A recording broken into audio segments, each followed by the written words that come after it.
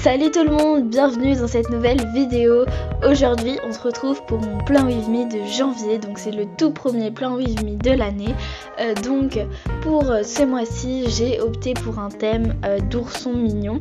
Donc c'est un thème assez simple au niveau des dessins. J'ai surtout joué sur l'effet de scrapbooking et de collage parce que par exemple pour mes titres je vais faire pas mal de collage, je vais mettre du papier craft, du washi tape et ainsi de suite. Donc c'est un thème dans les tons marron. Franchement j'ai beaucoup apprécié ce thème. Ça s'est relativement bien passé pour la page de couverture et ça m'a grandement étonnée parce que maintenant j'ai l'habitude qu'à chaque fois il y a un gros couac au moment où je fais ma couverture et que je sois obligée de recoller une page par dessus avant que ça aille bien. Mais là tout s'est déroulé vraiment super bien, donc c'est top et j'en suis contente, même si malheureusement je pense que le marron que j'ai utilisé était un petit peu trop foncé, mais voilà, c'est mon seul regret par rapport à ce thème parce que sinon vraiment j'adore, il est hyper beau, hyper mignon, assez simple à reproduire et surtout voilà, je l'apprécie, donc vraiment c'est tip top. J'aurais pas pu faire mieux ou autrement. Donc là je suis en train d'essayer de faire mon titre de janvier. Donc ce que je fais c'est que j'écris janvier avec un stylo marron. Je mets quelques effets un peu d'ombre et de lumière. Donc les ombres je les fais en pointillé et la lumière du coup je la fais avec mon Posca blanc. Et ensuite je dessine un pourtour et puis après je le découpe et comme ça fait un petit peu comme si j'avais collé un patch que j'avais cousu. En plus c'est un papier, le papier que j'ai utilisé il vient d'un carnet qui n'a pas exactement la même couleur de papier blanche que mon carnet que mon bullet journal actuel, donc ça donne un petit effet, c'est un papier un peu crème et en même temps papier glacé, donc c'est assez particulier mais en soi ça rend plutôt bien, donc vraiment j'en suis assez contente. Ensuite j'ai fait un petit avion en papier parce que je trouvais ça un petit peu vide et puis j'ai rajouté une autre couleur, vraiment une couverture très scrapbooking, assez simple en soi, c'est pas j'ai pas fait un dessin sur lequel j'ai passé 3 heures, mais voilà, vraiment j'aime beaucoup, donc c'est top. Ensuite pour vous dire, si vous voulez reproduire ce thème, faites bien attention aux proportions de l'ours. Donc l'ours c'est un petit ours, je sais plus c'est quoi exactement. Ah oui voilà, c'est un ours. J'ai reproduit l'ours de Line Friends. Je sais pas si vous connaissez. C'est, je connais pas trop bien, mais en gros c'est une espèce de marque un petit peu avec des petits oursons et un canard aussi. Et ils sont assez mignons et du coup j'ai reproduit en fait l'ourson. Donc ce que je voulais vous dire c'est de faire attention parce que la tête doit vraiment faire la moitié du corps. C'est-à-dire qu'elle doit être vraiment assez énorme pour que vous ayez cet effet un petit peu vraiment peluche et très doudou quoi, donc il faut vraiment quelque chose de très arrondi parce que sinon vous aurez un effet beaucoup plus ours normal quoi, ours réel. Donc ensuite j'ai écrit une petite citation à côté, donc j'ai mis janvier est le premier chapitre d'un livre de 365 pages pour faire référence au fait que c'est une nouvelle année, un nouveau départ, des nouvelles résolutions.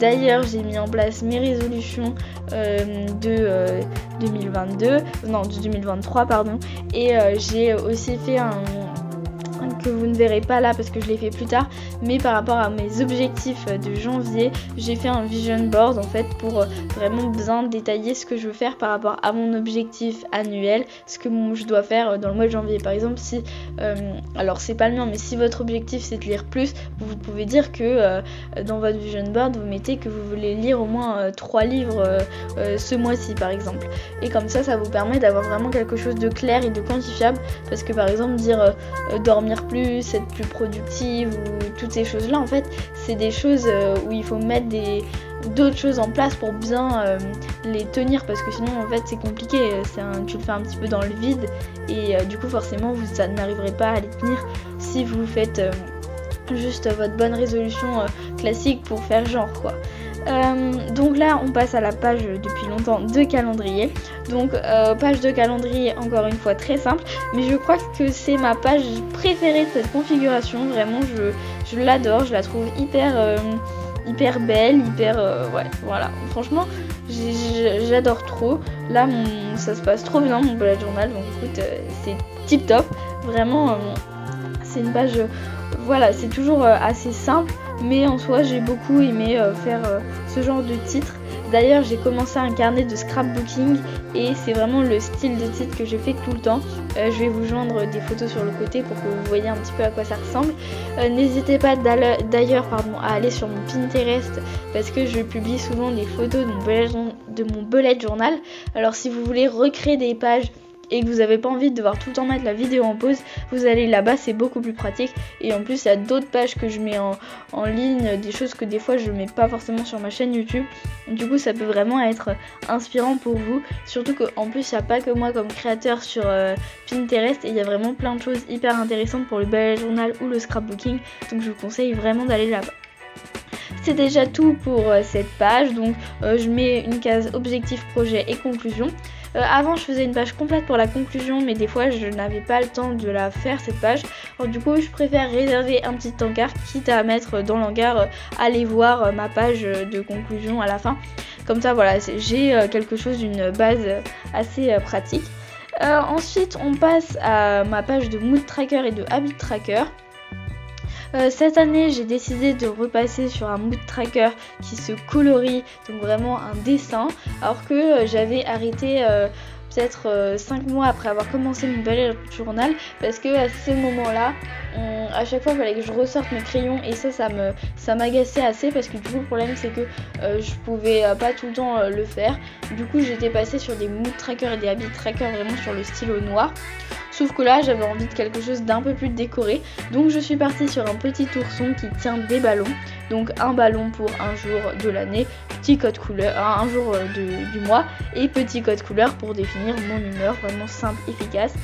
Comme j'avais pas la place de mettre 31 ballons, j'ai simplement coupé des ballons en deux, donc il y aura des ballons bicolores, ou alors j'aurai la même humeur les 2 jours, donc ce sera la même couleur, enfin peu importe. Cette page, vous verrez ensuite que je vais la colorer dans le fond en bleu clair, sauf que seulement après en l'utilisant je me suis rendu compte que j'aimais pas trop le rendu. Alors du coup j'ai colorié en rose par dessus, donc je vous joins une photo également sur le côté. Donc voilà, j'ai un peu modifié. Peut-être que en fait je pense que le mieux ça aurait été de laisser en blanc, parce qu'en fait je pense que comme ça faisait les ballons blancs, ça me semblait assez vide, sauf qu'en fait j'aurais dû le laisser comme ça, parce qu'au final du coup comme les ballons vont être coloriés, après la page elle sera pleine de couleurs. Donc en soi si vous voulez recréer ce thème ou des autres thèmes, je vous conseille toujours pour votre mood tracker, si c'est un mood tracker un petit peu comme celui que je viens de faire, de laisser le fond blanc, parce que du coup je pense que sinon après niveau couleur ça va un peu trop péter quoi. Ensuite à côté j'ai fait un petit habit tracker, un habit tracker circulaire. J'adore les habit trackers circulaires, franchement je trouve ça hyper pratique.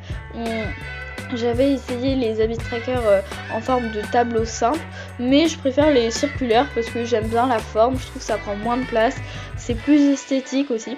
Alors du coup comme j'avais plus assez de place pour écrire à l'intérieur justement du cercle le nom de l'activité que je voulais traquer en quelque sorte, j'ai tout simplement colorié chacune des lignes, et en dessous j'ai fait une légende.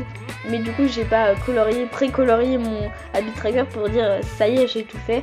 Non, je ferai un petit symbole au stylo noir qui normalement se verra, sinon je le ferai au stylo blanc si je vois que vraiment voilà. Là vous voyez du coup déjà que je commence à recolorier. Au niveau de la décoration de la page, je suis restée très sobre. J'ai mis 2-3 petits carrés, donc en fait j'ai fait comme des carrés un peu de tissu écossais, je sais pas si vous voyez ce que je veux dire. Et ensuite j'ai rajouté tous les petits trucs, mon petit titre, des petites étoiles, du washi tape, un petit ourson en haut qui est écrit habit tracker. Voilà, comme ça on reste dans le thème mais on est soft. J'ai adoré particulièrement dans ce thème faire des cadres avec le marron Crayola, parce que je trouve que ça rend hyper bien avec ce thème, donc vraiment c'est quelque chose à garder, je trouve. Le faire en plus d'une couleur qui est assez foncée mais en même temps qui n'est pas noire non plus, ça rajoute vraiment un petit plus, donc franchement c'est à refaire, j'adore, je valide totalement. Ensuite on passe à une double page, encore une fois très très sobre, donc mon Doodle Day et mon Brain Dump. Donc le Doodle Day c'est quelque chose que j'ai adopté en décembre 2022. même si à la fin j'ai pas fini de le remplir. Enfin bref, je vous expliquerai tout ça dans une autre vidéo qui sortira peut-être dans 2 semaines je pense. Une vidéo du coup où j'expliquerai comment je remplis mon Bujo au quotidien pour vous montrer un petit peu tout ce qu'on peut faire et voilà. Du coup mon Doodle Day justement, revenons au sujet principal, c'est un peu comme un gratitude log sauf que à la place je fais un dessin un petit peu de ce qui a symbolisé ma journée. Par exemple si aujourd'hui j'ai reçu, enfin je sais pas moi, attendez que je trouve une idée. J'ai passé une journée à jardiner, imaginons, je dis n'importe quoi. Bah je vais dessiner un petit râteau, un arrosoir, voilà, pour symboliser un petit peu ce que j'ai fait de ma journée. Ou même ça peut être un peu des petits délires, des petites choses qui m'ont, des choses, enfin, vraiment c'est quelque chose d'assez simple. Après ne vous privez pas de mettre du texte, hein, moi j'en mets toujours. Des fois c'est même justement une bulle de texte, par exemple de phrases qui m'ont marqué dans la journée. Alors attention, hein, c'est pas des citations inspirantes, hein, c'est juste des trucs du style, enfin je sais pas, mais voilà, après c'est vraiment quelque chose d'assez libre. Du coup j'ai mis un petit chiffre pour chaque jour. Je ferai mon petit doodle. Peut-être que je passerai en format un peu plus case le mois prochain, mais là pour le moment ça me convient. On verra bien si ce sera toujours le cas ce mois-ci. Là à côté c'est ma page de BrainDub, donc ça peut aussi être pensée intelligent, notes. Moi c'est un peu ma page bric-à-brac, quand je mets BrainDub, mais vraiment c'est ça. C'est une page de notes où vous pouvez mettre tout ce qui vous passe par la tête. Par exemple, si vous avez des tâches que vous voulez rajouter, si vous avez une liste de courses à faire sauf que vous n'avez aucun endroit pour le faire dans votre Bujo, vous rajoutez cette page liste de courses et ça vous évite de refaire toute une mise en page liste de courses ou je sais pas quoi. Et voilà, c'est vraiment une page utile à ça et du coup c'est pour ça que je l'ai gardée vraiment volontairement très sobre, parce que justement le but c'est d'écrire le plus de choses possible et d'avoir de la place. Ensuite on passe à une page de weekly, donc c'est ma page c'est la première semaine du mois de janvier. Donc ce que j'aime beaucoup faire c'est au niveau des espacements des cases, ça faisait longtemps que je l'avais pas fait d'ailleurs parce que fin 2022 j'étais à la fin de mon carnet, donc fallait que j'économise des pages parce que je voulais absolument commencer un carnet en janvier et pas en décembre parce que je trouvais ça trop bête. Du coup voilà, mais cette page c'est 6 cases sur une page justement et j'aime beaucoup. Je trouve que il y a juste ce qu'il faut de place, ça permet de pas surcharger les tâches.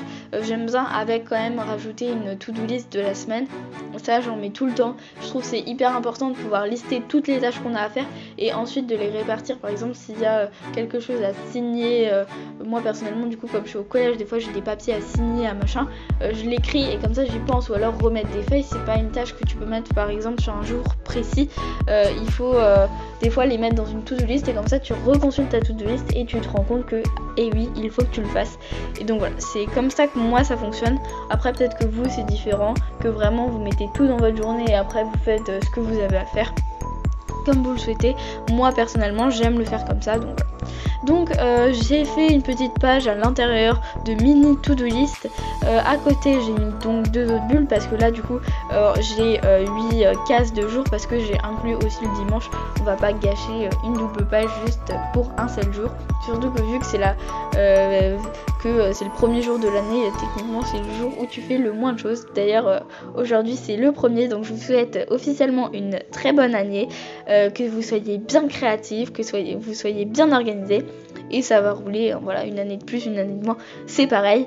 Ensuite à côté j'ai mis un suivi d'objectifs, donc pour vous expliquer cette page, quand j'ai commencé mon bullet journal j'étais pas encore très calée niveau objectifs et tout, donc je l'ai fait un petit peu à la légère, sauf que cette année je me suis fixé des objectifs en béton et du coup j'ai envie de les suivre assez régulièrement, de pouvoir rajouter des choses, donc c'est pour ça que j'ai mis cet encart suivi d'objectifs et aussi parce qu'il me restait de la place.